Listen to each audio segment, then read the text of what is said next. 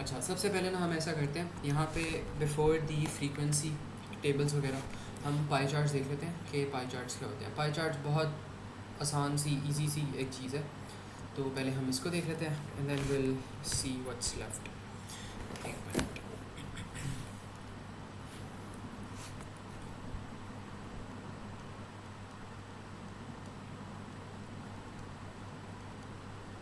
अच्छा, अब pie chart आपके पास होता क्या है? आपके पास एक सर्कुलर सा यहाँ पे एक सर्कल बना हुआ है।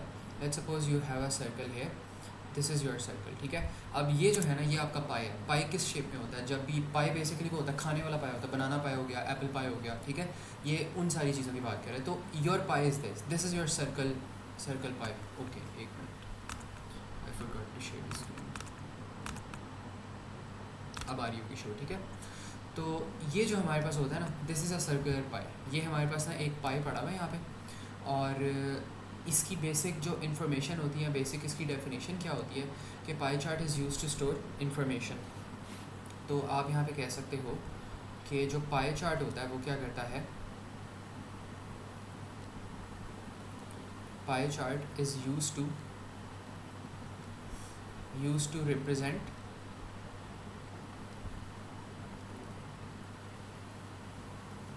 Information.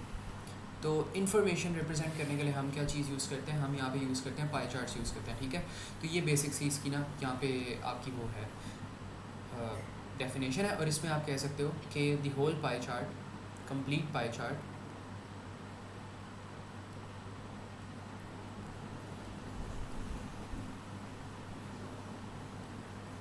Is equals to 360 degrees.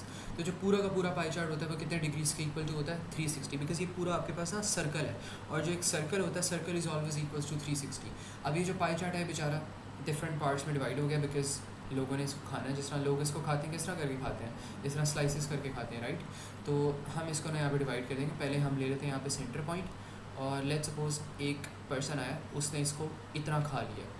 अब इसको रिप्रेजेंट करने के लिए मैं लेट्स सपोज कह देता हूँ कि ये वाला जो एंगल है ना मेरे पास, यहाँ वाला जो एंगल आ रहा है, ये मेरे पास आ रहा है, आप कह लो 90 से तो कम ही होगा, राइट। 90 से कम होगा तो आप इसको कह लो ये है 82 समथिंग है। तो 82 डिग्रीज़ पे ना आपके पास ये आ रहा है, और ये आपके पास आप कह लो आपने इन्फॉर्मेशन रिप्रेजेंट करनी है ना, तो यहाँ पर आप रिप्रेजेंट कर दो लेट्स सपोज 82 डिग्रीज़ पे आप रिप्रेजेंट कर दो O levels, O levels students. O level students आपके पास कितने हैं? इतने हैं इस पार्ट के अंदर, इतने आपके पास ओ लेवल स्टूडेंट्स हैं। अब आपने क्या करना है, अब आपने ए लेवल स्टूडेंट्स के बारे में फाइंड आउट करना है। तो ए लेवल जो स्टूडेंट्स होंगे वो फिर आपके पास कितने हो जाएंगे? इतने हो जाएंगे। अब ये 82 से भी कम होगा, ये आप कह लो 41 है, ठीक है। और ये आपके पास हो जाएंगे ए लेवल्स स्टूडेंट्स, जो कि सिर्फ इतने पार्ट में रिप्रेजेंट हो रहे हैं। और बाकी का जो आपके पास पार्ट रह जाएगा, बाकी वाला पार्ट वैसे कितना रह जाएगा? 41 प्लस 82 करो and then minus 360 minus 82 minus 41, you should be left with 237। तो यहाँ पर आ जाते हैं आपके पास मेट्रिक FSC स्टूडेंट्स, ठीक है। तो ये आपका पाई चार्ट है, और इसने इन्फॉर्मेशन रिप्रेजेंट कर दी स्टूडेंट्स इन पाकिस्तान। किसके बारे में इन्फॉर्मेशन रिप्रेजेंट कर रहा है? About students in Pakistan. और उसने इस तरह करके रिप्रेजेंट कर दी। वो कह रहा है कि जो सबसे ज़्यादा जो बच्चे हैं यहाँ पे वो आ रहे हैं मेट्रिक FSC के बच्चे आ रहे हैं, और जो सबसे आपके पास लेट्स सपोज कम बच्चे आ रहे हैं वो ए लेवल्स के बच्चे आ रहे हैं, मीडियम में आपके पास ओ लेवल्स के बच्चे आ रहे हैं। तो इस तरह ना आप क्या कर सकते हो, आप पाई चार्ट से अपनी इन्फॉर्मेशन रिप्रेजेंट कर सकते हो, ठीक है। अब अगर वो लेट्स सपोज आपको एक क्वेश्चन देता छोटा सा, और इसके अंदर वो पूछता है कि if there are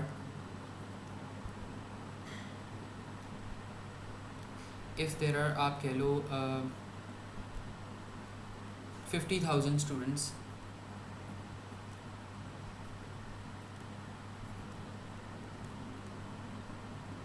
of A levels in Pakistan, then calculate। अब आपसे डिफरेंट चीज़ें यहाँ से कैलकुलेट करवा सकता है। वो आपको कैलकुलेट करवाता है कि ओ लेवल स्टूडेंट्स। तो अगर ऐसी चीज़ आ जाए तो आपने रेशो मेथड यूज़ करना है। आपने पता है क्या करना है, आपने यहाँ पे आराम सुकून से रेशो मेथड यहाँ पे लगाना है। सबसे पहले आपके पास आ रहा है यहाँ पे एंगल आ रहा है, एंड देन एंगल के बाद आपके पास क्या आ रहा है, आपके पास आ रहे हैं स्टूडेंट्स आ रहे हैं, यहाँ क्वांटिटी आ रही है आपके पास स्टूडेंट्स की।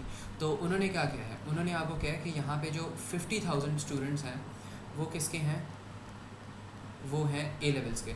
तो ए लेवल्स का एंगल कितना आ रहा है 41, तो 50,000 को 41 के साथ अरेंज कर दो और आपने ओ लेवल स्टूडेंट्स फाइंड करने हैं। ओ लेवल स्टूडेंट के नंबर नहीं आपको पता तो इसको आप एक्स कह दो, लेकिन डिग्री तो पता है। डिग्री कितनी आ रही है 82, तो यहाँ पे 82 डिग्री आ गई। अब इसको क्रॉस मल्टीप्लाई करो, 50,000 को मल्टीप्लाई करो 82 से, फिर इसको डिवाइड कर दो 41 से, तो आपके पास यहाँ पे जो एक्स का आंसर आ जाएगा वो क्या आ जाएगा, वो आपके पास आएगा 100,000। तो मतलब 1 लाख जो है ना आपके पास यहाँ पे ओ लेवल्स के स्टूडेंट्स हैं इन पाकिस्तान। तो ये मुझे बताओ, is this clear to everyone? ये चीज़ समझ आई हमने किस तरह किया moment and Moksh? Is this clear? कोई कन्फ्यूजन हो, कोई प्रॉब्लम हो तो बताओ। ओके मोमिन आप भी बता दो। ओके ठीक है, तो इस तरह हम ना यहाँ पे इस तरह के जो सवाल होते हैं हम इस तरह भी फाइंड करते हैं। अब लेट सपोज वो हमें क्या कहता है कि सेकंड पार्ट के अंदर वो हमें कहता है फाइंड टोटल स्टूडेंट्स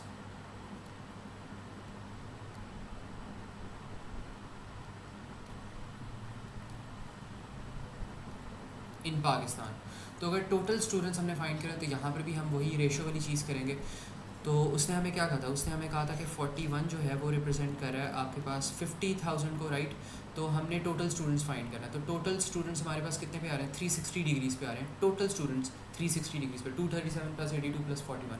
अब इसको क्रॉस मल्टीप्लाई करो तो आपके पास टोटल स्टूडेंट्स इन पाकिस्तान आ जाएंगे। अभी 50,000 मैंने अपने से डेटा चूज़ किया है, वैसे तो बहुत ज़्यादा बच्चे होंगे, ठीक है, करोड़ों में हो सकता है बच्चे हों लेवल्स के भी, करोड़ों में शायद ज़्यादा हो जाए, लेकिन एटलीस्ट आई थिंक लाखों में तो होंगे डेफिनेटली। तो 50,000 कर लो। 50,000 मैंने छोटा इसलिए किया ताकि कैलकुलेशन थोड़ी सी आसान हो जाए। 360/41। अच्छा इसका जो आंसर है ना, हमारे पास आंसर पॉइंट्स में आ रहा है। पॉइंट्स में भी मैं बताता हूँ क्या करना है। वैसे तो आपके ओ लेवल स्टैट्स के एग्ज़ाम में वो हमेशा पॉइंट्स में आंसर नहीं आएगा कभी, लेकिन अगर आ जाता है तो मैं बताता हूँ क्या करते हैं। यहाँ पर वो कह रहा है 352941.17। अब ये जो 0.17 आ रहा है ये तो नहीं हो सकता कि आपके पास बंदा एक ही होता है, 0.17 बंदा तो कोई नहीं हो सकता, ठीक है। तो अगर आपके पास थोड़ा सा ज़्यादा आ जाए ना तो आप उसको राउंड अप कर दो, मतलब ये 41 है तो आप इसको कर दो 342942 कर दो, बिकॉज 0.17 तो कोई बंदा नहीं हो सकता। आप उसके अंदर एक इंक्रीज़ कर दो, कह दो कि चलो एक ज़्यादा बंदा है, ठीक है। तो इस तरह करके आप इसको ना यहाँ पे लिख सकते हो। तो ये आपके पास टोटल स्टूडेंट्स इन पाकिस्तान आ जाएंगे। तो this is all about pie charts. और इस तरह आप ना ये पाई चार्ट्स के जितने भी क्वेश्चंस होते हैं आप ऐसे सॉल्व करें तो आसान क्वेश्चन देता है। कभी भी वो इतनी राउंड ऑफ टू 41 होगा ऑफ। अच्छा राउंड ऑफ ना हम इसमें नॉर्मली जो हमारे पास क्वेश्चन होते हैं हम उसमें 41 में राउंड डाउन ही कर रहे होते हैं, लेकिन जब आपके पास इस तरह बंदों की बात आ जाए ना, आपके पास किसी लोगों की बात आ जाए तो फिर आप हमेशा राउंड अप कर देते हो, क्योंकि 0.17 तो कोई बंदा नहीं होता। मुझे पता है 0.17 5 से कम आ रहा है तो आपको टेक्निकली राउंड डाउन करना चाहिए, लेकिन यहाँ पे हम बंदों की बात करें, बंदे आपके पास 0.17 कोई भी बंदा नहीं हो सकता। तो इसलिए आप इसको ना एरर हटाने के लिए आप इसको राउंड अप कर दो। नॉर्मली लोगों के लिए या जो असल चीज़ें होती हैं उनके लिए आप ऐसे इस चीज़ों को देखते हो। बाकी इसको मैं वैसे कंफर्म कर लूँगा कि क्या करते हैं, लेकिन as far as I remember I think when people are concern you always round up, लेकिन इसको मैं कंफर्म करके ना फिर बता दूँगा एक दफ़ा, ठीक है। अच्छा इसके बाद हमारे पास पाई चार्ट्स के बाद अब आ जाता है एक और चीज़ करवानी थी, हाँ वेन डायग्राम करवाने थे। वेन डायग्राम का मेरे पास अभी पासपोर्ट का सवाल भी है, और वेन डायग्राम्स बहुत आसान होती हैं, बहुत ही ना वो आसान देता है ये। मतलब जो ओ लेवल्स के अंदर अगर वेन डायग्राम्स आपने कर लिए ना तो जस्ट नो कि ये वाली वेन डायग्राम्स उससे भी ज़्यादा आसान है, क्योंकि क्वेश्चन बहुत आसानी से पूछता है। और स्टैटिस्टिक्स का exam I still would say कि statistics is way easier than a lot of your O level subjects. आपके जितने भी ओ लेवल सब्जेक्ट्स हैं ना उनमें से सबसे ईजी आई थिंक स्टैटिस्टिक्स ही है। स्टैटिस्टिक्स का बस मसला ये है कि उसके रिसोर्सेज बहुत कम अवेलेबल है, मतलब स्टैटिस्टिक्स के स्टूडेंट्स भी कम होते हैं, टीचर्स भी कम होते हैं, कोई किसी ने यूट्यूब के ऊपर कोई प्लेलिस्ट वगैरह भी नहीं बनाई गया सच, तो वो थोड़ा सा कीप अप करना थोड़ा सा मुश्किल होता है। But I think this is a very easy subject, बस हाँ थोड़ा सा अनकॉमन सा सब्जेक्ट है, बट इस वजह से इतनी रिसोर्सेज अवेलेबल नहीं है, लेकिन टू ईजी। अच्छा ये भी क्या करता है, रिप्रेजेंट्स इन्फो। और ये किस तरह रिप्रेजेंट करता है इन्फो, इसमें हमें कुछ यहाँ पे चीज़ें देखनी पड़ेंगी।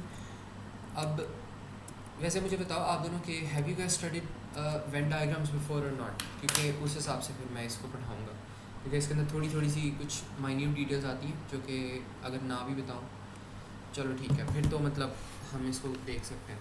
अच्छा, वेन डायग्राम किस लिए होता है हम इसको देख लेते हैं। यहाँ पे लेट्स सपोज आपके पास एक रेक्टेंगुलर यहाँ पे वेन डायग्राम है, ये रेक्टेंगुलर से यहाँ पे ना बॉक्स बना होगा और इसके अंदर आपके पास आ रहा है लेट्स सपोज एक ये वाला बॉक्स आ रहा है और एक ये वाला बॉक्स आ रहा है। इसको आप कह दो ये आपके पास है ए, इसको आप कह दो ये है बी, और इसके अंदर जो डेटा आ रहा है इसके अंदर डेटा आ रहा है आपके पास 2, इसके अंदर आ रहा है 5, इसके अंदर आ रहा है 10 और इसके अंदर आ रहा है 3। अब इसमें से आपने अगर डेटा निकालना हो तो आप किस तरह कह सकते हो, आप यहाँ पे कह सकते हो कि एलिमेंट्स इन ए, कितने एलिमेंट्स हैं ए के अंदर, खाली बल्कि एलिमेंट्स इन ए अगर हम करें ना तो हमारे पास पता है कितने बन जाएंगे। यहाँ पे हमारे पास बन जाएगा 2 + 10, 2 + 10 आप कर सकते हो, 12 आपके पास आ जाएगा। फिर अगर आप करो एलिमेंट्स इन बी अगर आप करो तो 10, बी आपके पास बी में लाई कर है 5b, तो ये हो जाएगा आपके पास 5 + 10, ये चीज़ हो गई। फिर आप कह दो elements in none, elements in none कहाँ पर है 3 में है, 3 जो यहाँ पर आ रहा है वो ना तो ए में है या तो ना तो बी में है। फिर आप यहाँ पे कह सकते हो elements in A only, only का कीवर्ड यहाँ पर यूज़ किया। खाली ए में क्या है, ए में आपके पास है 2, 10 को आप इंक्लूड नहीं करोगे बिकॉज ये बी में भी जा रहा है, तो यहाँ पर आपके पास हो जाएगा 2 और इसी तरह आप यहाँ पे नीचे लिख लो एलिमेंट्स इन बी ओनली, ये आपके पास हो जाएगा 5 हो जाएगा, ठीक है। तो this is going to become 5। और अगर आप करो एलिमेंट्स इन बोथ,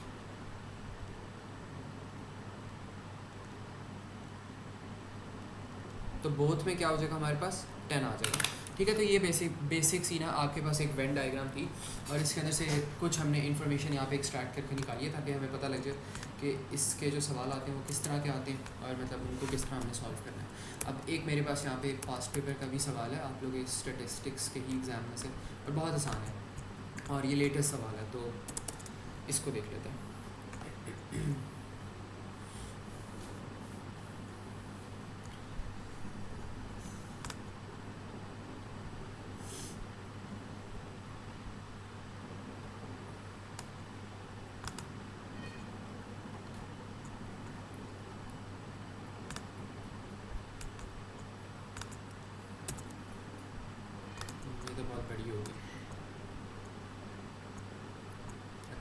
चलो ये हमारे पास एक सवाल है, इसको हम देखते हैं। एक नंबर के सवाल है, मेरे ख्याल में टोटल के 5 नंबर का है।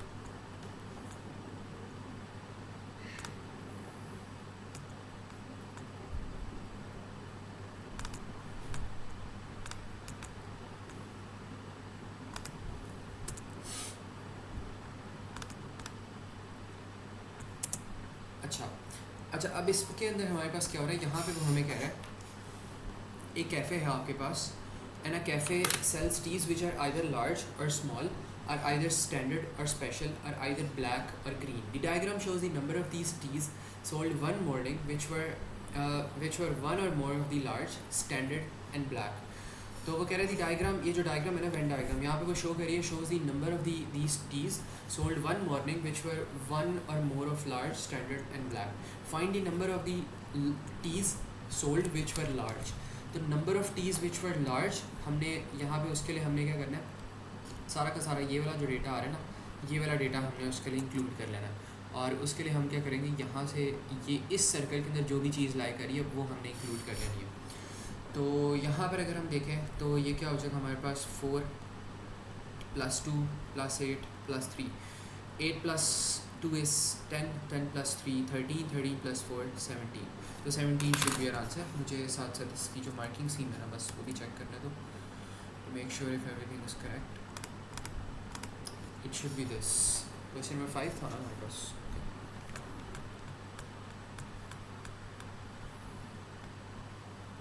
ठीक है, तो इसका आंसर हमारे पास क्या हो गया 17. और अब वो कह रहा है स्टैंडर्ड एंड ब्लैक. तो स्टैंडर्ड भी होनी चाहिए और ब्लैक भी होनी चाहिए. तो उसके लिए हम क्या करेंगे, ये पहले वाला पार्ट तो समझ आ गया ना सबको. मोमिन और मोक्ष ये कंफर्म करो मुझे ज़रा. Is first part clear to everyone? Okay, ठीक है, एक ये चीज़ होगी हमारे पास। और अब हमने क्या करना है, स्टैंडर्ड एंड ब्लैक करना है हमने। तो स्टैंडर्ड और ब्लैक मतलब स्टैंडर्ड भी हो ब्लैक भी हो, तो उसके लिए हम कर सकते हैं, ओके एक minute, standard and black. Standard and black में ना आपके पास, वैसे तो आपके पास ये वाला पार्ट भी आप कर सकते हो, बट ये आपके पास ना लार्ज में भी चला जाएगा। तो खाली जो स्टैंडर्ड एंड ब्लैक है ना, वो आपके पास खाली ये वाला पार्ट यहाँ पे लाई कर रहा है। लेकिन एक minute, standard black and large, इसमें ना आपको पूरा का पूरा यहाँ पे इंक्लूड करना पड़ेगा। यहाँ पे हमें ये वाला जो पूरा पार्ट है ना, ये पूरा पार्ट ही आपके पास यहाँ पे ऐसे करके इंक्लूड होगा। वाई? बिकॉज स्टैंडर्ड आपके पास यहाँ पर भी आ जाएगा, यहाँ पे आपके पास ना ब्लैक भी आ जाएगा। अब it's not standard and black only, हाँ ये खाली आपके पास ना वो ब्लैक बन रहा है। लेकिन ये वाला जो आपके पास आ रहा है ना, ये जो अभी अभी मैंने यहाँ पे शेड किया, ये वाली जो चीज़ आपके पास बन रही है, ये स्टैंडर्ड ब्लैक बन रही है। अब इसके अंदर लार्ज भी आ रहा है, लेकिन लार्ज का उसने कोई आपको ना उसने वो रिस्ट्रिक्शन नहीं की, उसने आपको ये नहीं कहा कि लार्ज नहीं होना चाहिए, उसने बस कि स्टैंडर्ड और ब्लैक होना चाहिए। स्टैंडर्ड हो रहा है, ट्रू हो रहा है, ये स्टैंडर्ड में लाई करता है, डेफिनेटली लाई करता है, ये ब्लैक में लाई करता है, डेफिनेटली लाई करता है, ये लार्ज में लाई करता है, डेफिनेटली लाई करता है। लेकिन स्टैंडर्ड और ब्लैक जैसे ही पूरे हो गए, आपके पास पूरी फंक्शनलिटी होगी। अगर वो कहते हैं ना standard and black but not large, तो फिर आप 7 करते हैं। लेकिन अब आपको क्या करना पड़ेगा, अब आपको दोनों करने पड़ेंगे। तो 8 + 7 आपके पास क्या हो जाएगा, 15 हो जाएगा। तो this is going to be your answer. तो ये मुझे बताओ, ये चीज़ समझिए, बहुत कॉमन मिस्टेक है, मैं भी ये वाली मिस्टेक करने लगा था। खाली आपने ये नहीं चूज़ करना, यहाँ पर आपके पास क्या हो जाएगा, आपके पास standard and black and not large. ये जो 7 है ना, ये है standard and black but not large. लेकिन ये जो सारा का सारा है, ये है standard and black and large. मतलब स्टैंडर्ड एंड ब्लैक सारा आ रहा है, लेकिन लार्ज भी आ रहा है उसके अंदर। लेकिन लार्ज की उससे कोई रिस्ट्रिक्शन नहीं डाली, तो वो भी आप कर दो। Only standard and black only में 7 होगा, yes standard and black only में 7 होगा। लेकिन हमने क्या करना है, हमने स्टैंडर्ड एंड ब्लैक करना है, चाहे वो हमें जहाँ मर्जी मिले, चाहे उसके अंदर लार्ज भी आ जाए, वो भी हमारे पास हो जाएगा। अब इसको पता है हमने क्या करना है, अब ये इसको थोड़ा सा ना वो उस तरह भी सोचो, रियल लाइफ एग्जांपल सोचो। आपके पास कॉफ़ी आपको चाहिए, अब ये वाली कॉफ़ी स्टैंडर्ड भी है, ये वाली कॉफ़ी ब्लैक भी है। आपका कस्टमर जाता है, कस्टमर दुकानदार को वहाँ पे जाके कहता है कि मुझे ना स्टैंडर्ड और ब्लैक वाली कॉफ़ी चाहिए, लेकिन वो कॉफ़ी का साइज़ नहीं बताता, क्योंकि वो कहता है कि भाई जौन सी भी स्टैंडर्ड एंड ब्लैक कॉफ़ी है ना, वो मुझे दे दो। अब जो दुकानदार होगा, जो उसको बेहतर लगेगा वो दे देगा। वो लार्ज भी दे सकता है उसको, वो उसको स्मॉल कप भी दे सकता है, वो उसको डिफरेंट चीज़ें भी दे सकता है, ठीक है, क्योंकि उसने स्पेसिफाई नहीं किया कि उसको लार्ज कप चाहिए ना उसको स्मॉल कप चाहिए। लेकिन उसने ये कह दिया उसको स्टैंडर्ड ब्लैक कॉफ़ी चाहिए, तो वो स्टैंडर्ड ब्लैक कॉफ़ी में उसको स्मॉल भी दे सकता है, लार्ज भी दे सकता है। वो तो फिर अब दुकानदार की मर्ज़ी है, अगर आप नहीं बताओगे तो सारी सी बात है, फिर उन्हें चूज़ करना पड़ेगा कुछ ना कुछ, तो वो कुछ भी करके चूज़ दे देंगे। लेकिन स्टैंडर्ड ब्लैक तो स्टिल रहेगी आपकी कॉफ़ी, ठीक है। तो इस हिसाब से हमने इसको देखना है। तो ये मुझे बताओ, ये चीज़ क्लियर है? एक और एग्जांपल ले लो। लेट्स सपोज आप किसी रेस्टोरेंट से मंगवा रहे हो, आप अपने कहीं घर वालों को आप कहते हो, या अपने फादर को आप कहते हो कि मुझे बर्गर खाना है, तो आपके जो फादर होंगे वो क्या करेंगे, वो कहीं से भी बर्गर लेंगे। अगर आप अपने फादर को बताओगे नहीं कि कहाँ से आपको बर्गर चाहिए, तो may be he'll pick up a burger from McDonald's, may be he'll pick it up from KFC, or maybe he'll pick it up from somewhere else। तो अगर आपने खाली उनको बर्गर कहा है तो ही इज़ क्लूलेस, बर्गर तो वो कहीं से भी लेकर आ सकते हैं। तो यहाँ पे हमने स्टैंडर्ड एंड ब्लैक करना है। हमने उसको ये नहीं बताया कि लार्ज होनी चाहिए नहीं होनी चाहिए, हमने बस कहा स्टैंडर्ड एंड ब्लैक। तो वो अपनी मर्ज़ी से फिर स्टैंडर्ड एंड ब्लैक दे देगा, जो भी आएगा। अगर हम उसको ये कहते हैं standard and black but not large, तो फिर वो हमारे पास सही हो सकता है। यहाँ हम ये कहते हैं बर्गर्स के मामले में कि मुझे बर्गर चाहिए बट मुझे मैकडोनल्ड से नहीं चाहिए, तो मैकडोनल्ड्स के अलावा हर जगह से बर्गर आ जाता है, ठीक है। तो ये हमें स्पेसिफाई करनी होगी चीज़ें, फिर ही हमारे पास काम होगा। तो उस हिसाब से इसको देखो। अब वगैरह लार्ज एंड ग्रीन, तो यहाँ पर उससे क्या है, अच्छा लार्ज एंड ग्रीन ये कहाँ से आ गया, ग्रीन तो है ही नहीं कहीं। एक मिनट, इस क्वेश्चन को पढ़ते हैं। Tells which are either small, either standard, either black और ग्रीन। अच्छा ठीक है, अब वो पता है क्या कह रहा है, a cafe sells teas which are either large or small, are either standard or special, are either black और ग्रीन। तो अगर ब्लैक नहीं है ना, तो वो फिर क्या हो जाएगी यहाँ पे, वो फिर हो जाएगी हमारे पास ग्रीन हो जाएगी। तो हमने फाइंड करना है लार्ज एंड ग्रीन, हमने फाइंड करना है, मतलब ब्लैक ना हो बस हमारे पास। अच्छा एक मिनट, लार्ज करना है और ग्रीन करना है।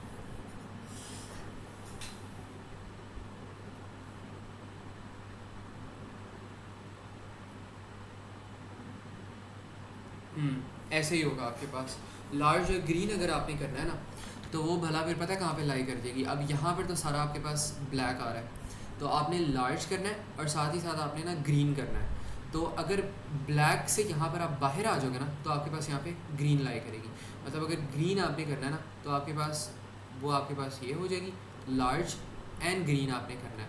तो लार्ज भी है ये, और ये साथ ही साथ आपके पास यहाँ पे ग्रीन भी है। और ये वाला जो पार्ट आ रहा है ना, ये जो 4 आ रहा है आपका, ये भी आप इंक्लूड कर दोगे, बिकॉज ये खाली लार्ज वाला आ रहा है और ये लार्ज एंड ग्रीन वाला आ रहा है। तो इन दोनों को आप यहाँ पे इंक्लूड कर दो, 4+3, और आपके पास यहाँ पे जो आंसर होगा ना वो 7 बन जाएगा। लेकिन पहले मुझे एक दफ़ा बताओ ये चीज़ समझ आई कि नहीं? दिस वाज कॉम्प्लेक्स, ये थोड़ी सी ट्रिकी थी। तो ये अगर नहीं समझ आई तो मुझे बताओ। मोमिन आप भी बता दो।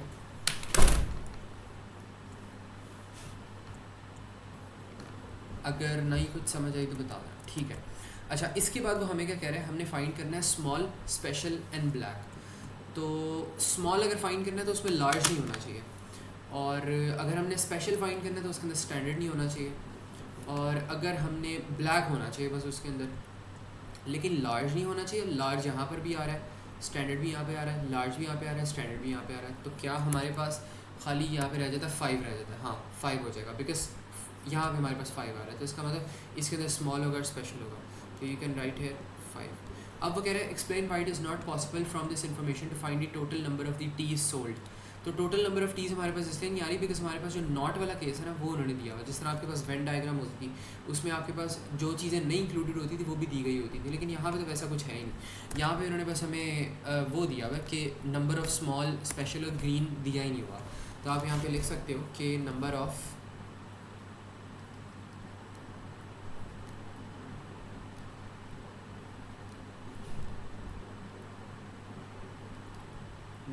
Small, special and green is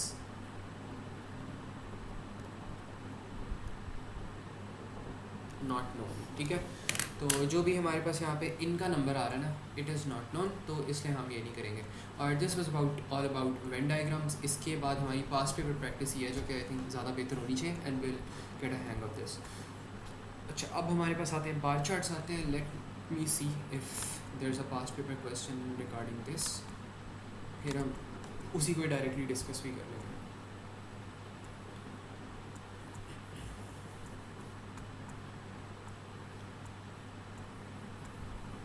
अच्छा, हिस्टोग्राम्स हमारे पास आ गए। हिस्टोग्राम्स इसमें है इंक्लूडेड कि नहीं? इसे कर सकते हैं अगर करना चाहें।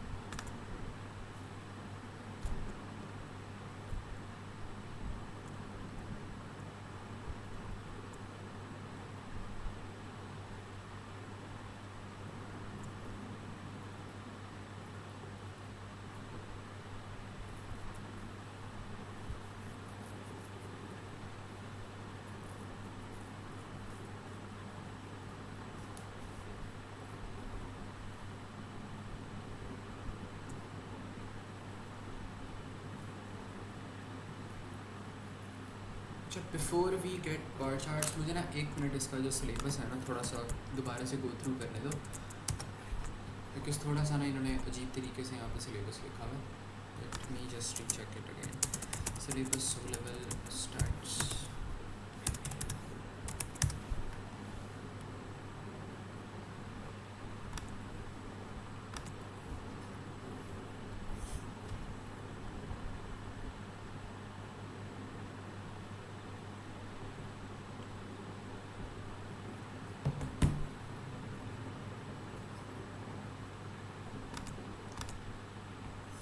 ये PDF मैं भी आप लोगों को भेज रहा हूँ, 1 मिनट बस।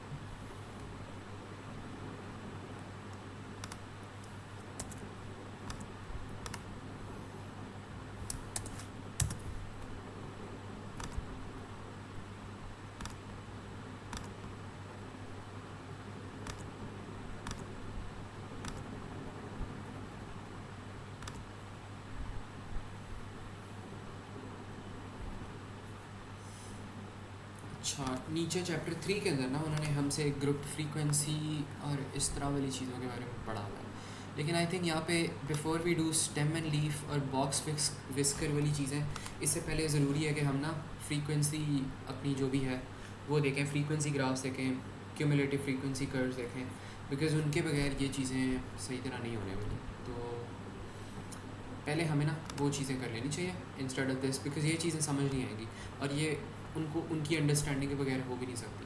तो पहले हम डिस्कस कर लेते हैं frequency distribution tables.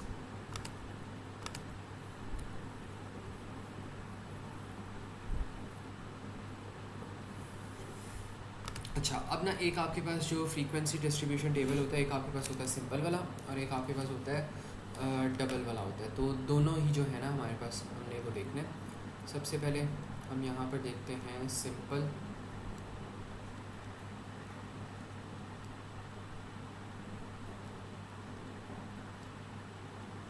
Frequency table.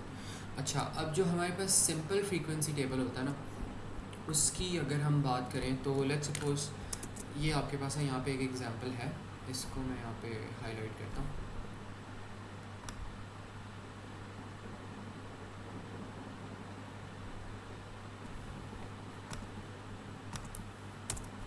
ठीक है, let's suppose this is your simple frequency table और इसमें आपके पास जो हाईलाइटेड आ रहा है, ये वाले कॉलम्स आ रहे हैं, ये फ्रीक्वेंसी है, ये आपके पास फेवरेट स्पोर्ट आ रही है। और मज़े की चीज़ ये है कि जो आपके पास ये वाली चीज़ होती है ना, इसको आप कह सकते हो एक्स है और इसको आप कह सकते हो खाली एफ़ है। और इसमें मैं हमेशा रेकमेंड करता हूँ, आप सबसे पहले क्या किया करो, आप यहाँ पे ना इसके साथ ही साथ एफ एक्स भी कैलकुलेट कर लिया करो। अब एफ एक्स क्या होता है, एफ एक्स होता है कि जो भी एक्स आ रहा है ना उसको आपने इससे f से मल्टीप्लाई कर देना। लेकिन यहाँ पे खैर इसकी थोड़ी सी दूसरी वैल्यू होगी, न्यूमेरिकल वैल्यू नहीं है, तो हम इसमें ऐसा करते हैं दूसरी वैल्यू देते हैं इसको, बल्कि टेबल को ना थोड़ा सा इग्नोर करते हैं and let's see different values. बल्कि शायद मेरे पास टेबल्स बने भी होंगे तो उनको भी हम डिस्कस कर सकते हैं। एक मिनट और उसमें आई थिंक ये वाली चीज़ें हमने की हुई है पहले। ओ लेवल मैथ्स कहाँ पर है?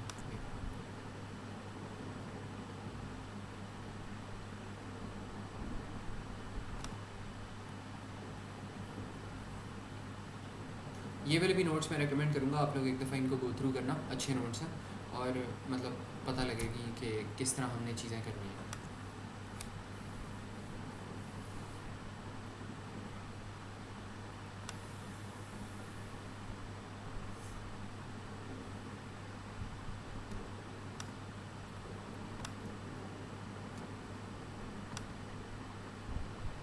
ये भेज दूंगा मैं आपको नोट्स, ये अच्छे नोट्स हैं और वही वाली चीज़ें जो आपके स्टेटिस्टिक्स में भी यूज़ होंगे। अच्छा, अभी थोड़ा सा लैग कर रहा है नोट।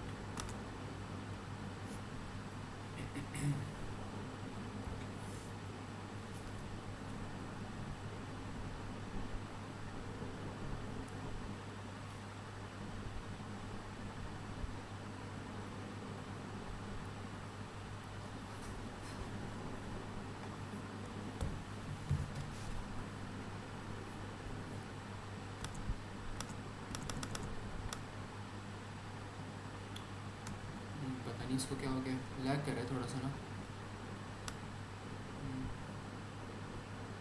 मोक्ष, मेरे ख्याल में वो जो उस दिन क्वालिटी भी डिक्रीज़ हुई थी ना, आई थिंक वन नोट का वो थोड़ा सा इशू था मेरे ख्याल में, इसकी नई कोई अपडेट आई है उसकी वजह से, और ये पता नहीं आजकल थोड़ा सा तंग कर रहा है। इसको मैं डे एंड पे फिर अपडेट कर लूँगा होपफुली। नथिंग सो फार। अच्छा एक मिनट दो मुझे, let me restart it again, थोड़ा सा वेट कर लेते हैं।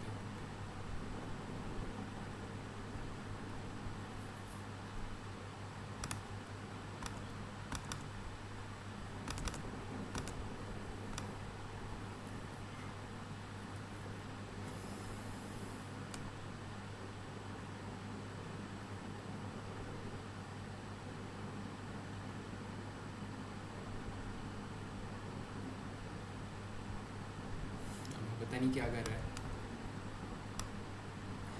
शो तो नहीं हो रहा कुछ। चलो late me just restart it again because वरना तो फिर इशू कर रहा है।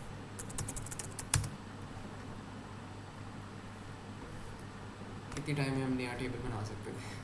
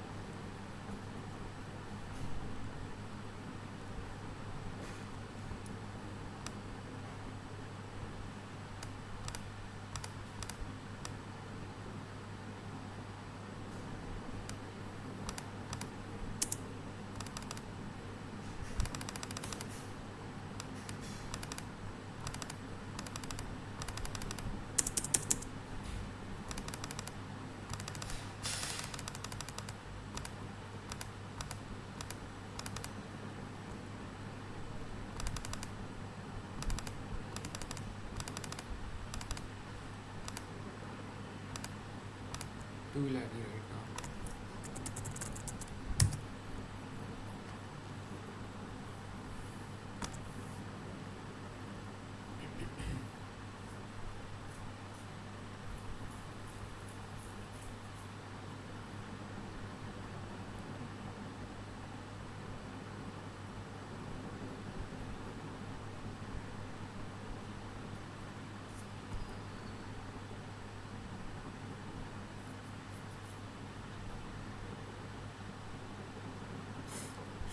हाँ अब न्यू ही बनाऊंगा मैं, अगर अपनाना चला ना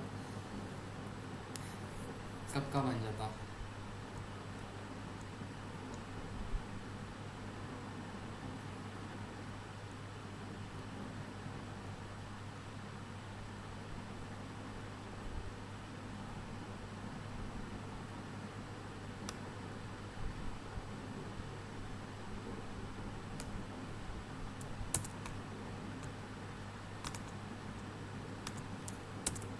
लेकिन हो ही गया फाइनली कॉपी.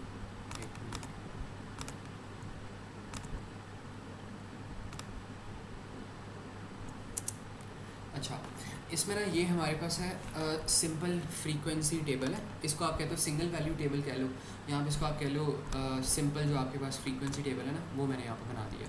अब इसके अंदर क्या होता है, जो आपके पास पहला कॉलम होता है वो मैंने जिस तरह कहा था वो एक्स होता है आपके पास, और जो दूसरा कॉलम होता है वो एफ़ का होता है, फ्रीक्वेंसी रिप्रेजेंट्स फ्रीक्वेंसी, फिर आपके पास आ जाता है एफ एक्स आ जाता है. ठीक है. तो अब हमने करना क्या है, यहाँ पे जो आपके पास एफ एक्स है ना, एफ एक्स की वैल्यू आपके पास क्या हो जाएगी, आपके पास हो जाएगा एफ़, और एफ़ को आपने किससे मल्टीप्लाई कर देना है, एफ़ को आपने मल्टीप्लाई कर देना है एक्स के साथ. तो यहाँ पर आपके पास ना एफ एक्स की वैल्यू आ जाएगी. अब जो एफ एक्स है ना उसका मतलब यही होता है कि आपने एफ़ को एक्स के साथ मल्टीप्लाई करना है, जो भी फ्रीक्वेंसी की वैल्यू आ रही है उसको एक्स के साथ मल्टीप्लाई करवाओ. लेट्स सपोज यहाँ पे 2 थी वैल्यू, इसको 20 से मल्टीप्लाई किया आपके पास 40 आ गया. 4 थी वैल्यू, 4 को 30 से किया 120 हो गया. 2 था, 2 को 40 से किया 80 हो गया. 1 था, 1 को 50 से किया 50 हो गया. ठीक है. तो आपके पास यहाँ पे ना एफ एक्स की वैल्यू आ गई. अब यहाँ पे एक और चीज़ होती है समेशन, ये वाला जो मैंने सिंबल लिखा ना इसको आप कहते हो समेशन. समेशन इसका वर्ड होता है, इसको याद भी रख लेना, मैं लिखवा भी दूंगा. समेशन को कहते हो सम, पूरे कॉलम के सम को कहते हो. 20 + 30 + 40 + 50 करो 140 आएगा. 2 + 4 + 2 + 1 करो 9 आएगा. 40 + 120 + 80 + 50 करो 290 आएगा. ठीक है. तो ये समेशन होती है. ये भी मैं कहता हूँ निकाल लिया करो, बिकॉज इसके आगे ना बहुत ज़्यादा यूजेस होते हैं, तो निकालना बेहतर होता है. तो यहाँ पे कुछ सिंपल सी बस यहाँ पे टर्म्स आ रही हैं जो मैं लिखवा देता हूँ. सबसे पहली जो यहाँ पर टर्म है वो हमारे पास क्या होती है, वो हमारे पास होती है फ्रीक्वेंसी. तो if you talk about frequency, frequency हमारे पास क्या होती है, it's basically the number of repetitions, और इसको हम एक्स से रिप्रेजेंट करते हैं. कितनी दफ़ा कोई चीज़ रिपीट हो रही है वो हमारे पास होती है फ्रीक्वेंसी. ठीक है. इसमें फिजिक्स में भी आपने पढ़ा होगा, फिजिक्स में क्या होती है, number of the oscillations per unit time, ये इसकी एग्जांपल होती है. और फ्रीक्वेंसी के बाद हमारे पास क्या आ जाती है, हमारे पास आ जाता है समेशन. समेशन को भी हमने देखना है यहाँ पे. तो ये वाला जो सिंबल होता है ना आपके पास, ये कौन सा सिंबल होता है, समेशन का सिंबल होता है. और इसमें आप क्या कर रहे होते हो, इसमें आप ना सम कर रहे होते हो बेसिकली चीज़ों का. तो ये बस यहाँ पे ना आपका यहाँ पे पूरी यहाँ पे चीज़ हो रही होती है. इसके अलावा इतना हमने इसके अंदर कुछ देखना नहीं है. बाकी ये चीज़ हमें पता होनी चाहिए. इसके अलावा हमें पता होना चाहिए कि इसका जो मीन है वो आपने किस तरह कैलकुलेट करना है. हाँ, जो मीन का फॉर्मूला होता है ना यहाँ पे, वो भी बहुत इंपॉर्टेंट चीज़ है, वो भी यहाँ पे लिख लो. क्या होता है मीन का फॉर्मूला, हमारे पास होता है, अगर सिंगल वैल्यू टेबल आ रहा है ना, तो अगर आपने इसका मीन फाइंड करना है तो ऊपर सबसे पहले आपके पास आ जाएगा समेशन ऑफ एफ एक्स, और नीचे आपके पास आ जाएगा समेशन ऑफ एफ. तो दिस इज़ दी फार्मूला. और इसलिए मैं रेकमेंड करता हूँ कि जो समेशन होती है वो पहले ही निकाल लिया करो, ताकि अगर क्वेश्चन नीचे आपको मीन कैलकुलेशन करवाए, जो कि वो करवाता है मोस्ट प्रॉबेबली, तो उसमें बहुत ज़्यादा ना आसानी हो जाएगी आपको. तो अगर उसे मीन कैलकुलेशन करवाई तो आपने फार्मूला ये यूज़ करना है, और तभी ये यूज़ कर पाएंगे जब आपके पास समेशन ऑफ एफ होगा और समेशन ऑफ एफ एक्स होगा. तो यहाँ तक मुझे बताओ, यहाँ तक इज़ एवरीथिंग क्लियर? कोई परेशानी हो, कोई कन्फ्यूजन हो तो बताओ. मोमिन एंड मोक्ष, ओके, चलो सही है.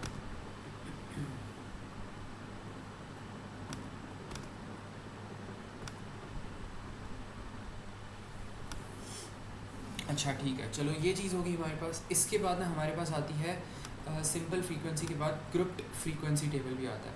अब जो ग्रुप्ड फ्रीक्वेंसी टेबल होता है उसको भी देखना पड़ेगा हमें. कि उसको हमने किस तरह देखना है। लेकिन बिफोर वी डू दिस, इसका ना जो सिंगल आपके पास वाले टेबल्स आ रहे होते हैं ना, इनके भी आप आगे से ना वो बना सकते हो, आप ग्राफ्स बना सकते हो, आप इनके जो फ्रीक्वेंसी टेबल्स होते हैं वो आप यहाँ पे एक्यूरेटली बना सकते हो। तो उनको भी हमने यहाँ पे बनाना सीखते हैं। और उसके लिए आप क्या कर सकते हो, उसके लिए ना आप यहाँ पे बार चार्ट्स वगैरह जो होते हैं वो यूज़ कर सकते हो। तो वो भी हम देखते हैं। 2 मिनट बस मुझे दो, मैंने 1 मिनट पहले चेक करके आया बस।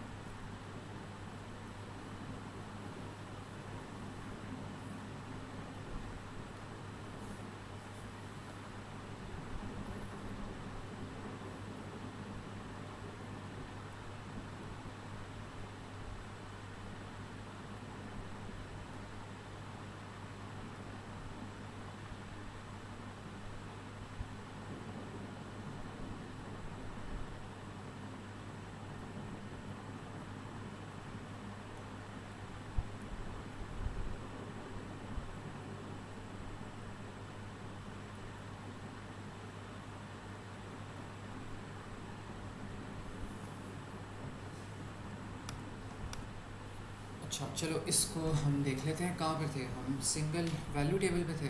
हाँ, इसके बाद ना आपने इसका अगर हिस्टोग्राम बनाना हो ना तो वो भी आप यहाँ पे बना सकते हो। लेकिन अगर इसका हिस्टोग्राम आपने बनाना है तो वो आपके पास किस तरह बनेगा, मैं यहीं पर ना नीचे ही इसको मेंशन कर देता हूँ। और हिस्टोग्राम्स में आपके पास होता क्या है, आपने बनाना किस तरह होता है वो देख लो। जब भी आपके पास इस तरह का टेबल आ रहा है ना, तो आपने क्या करना है, आपने ये हिस्टोग्राम लेना है, ऊपर आपके पास f की वैल्यू भी, नीचे x की वैल्यूज़ होंगी, ठीक है। तो इस तरह करके ना आपने अपना एक हिस्टोग्राम यहाँ पे क्रिएट करना है। तो पहले हम छोटा सा एक लाइन यहाँ पे बना लेते हैं एंड देन विल सी कि किस तरह हो रहा है। एक ये हमारे पास लाइन आ गई यहाँ पे, और एक हमारे पास आ गई यहाँ पर एक लाइन आ गई, ठीक है। अब इसका हमने हिस्टोग्राम बनाना है। अब यहाँ पर तो वैसे तो x की वैल्यू ज़्यादा आ रही है, x की वैल्यूज़ नीचे आएंगी, ठीक है। तो 20-20 का डिफरेंस दे दो, किस तरह आ रहा है 20-30 करके। तो 10 से चलो स्टार्ट कर लो, फिर ये 0 कर लो, ये 10 कर लो, ये 20 कर लो, ये कर लो 30 कर लो, ये कर लो 40 and then this should be equals to 50, ठीक है। तो ये हो गया। और हमेशा याद रखना, जब भी आपने इसका हिस्टोग्राम बनाना है ना, तो जो बार चार्ट आप बनाओगे, बार बनाओगे, वो आपने हमेशा सेंटर में बार बनानी है, ठीक है। Always remember this. तो you always have to make the bar in the centre. तो ये चीज़ हो गया। और इसके बाद हमारे पास यहाँ पे आ जाएगी फ्रीक्वेंसी, आ जाएगी। फ्रीक्वेंसी किस तरह आ रही है, छोटी छोटी आ रही है, 1 से लेके 4 तक। तो यहाँ पर आप कर लो 1 है, यहाँ पर 2 है, यहाँ पर 3 है, यहाँ पर 4 है। तो इसके अब आपने क्या करना है, बार्स बना देना है। अब सबसे पहला बार आपके पास 20 पे बनेगा, और 20 पे फ्रीक्वेंसी कितनी है, 2 है। तो मैंने कहा था बार हमेशा सेंटर में बनेगा एक्स वैल्यू पे। तो 2 फ्रीक्वेंसी जो होगा ना, वो आपने फिर ऐसे करके बना देनी। ये फर्स्ट बार हो गया। फिर इसके बाद सेकंड बार 30 पे बन रहा है, उसकी फ्रीक्वेंसी 4 है, तो इसको भी सेंटर में यहाँ पे बना दो, फ्रीक्वेंसी 4 एंड देन 30 है, तो सेंटर में इसको बना दिया। एंड देन आपके पास दूसरा 40 और 2 पर है, तो 40 और 2 ये भी सेंटर में करना है, 40 और 2 एंड देन 50 आपके पास कहाँ पर है, 1 पर है। तो ये आपके पास ना इस तरह करके बार चार्ट बन जाएगा। तो you always have to make sure that the bar charts are in centre. Bars should be in centre और F when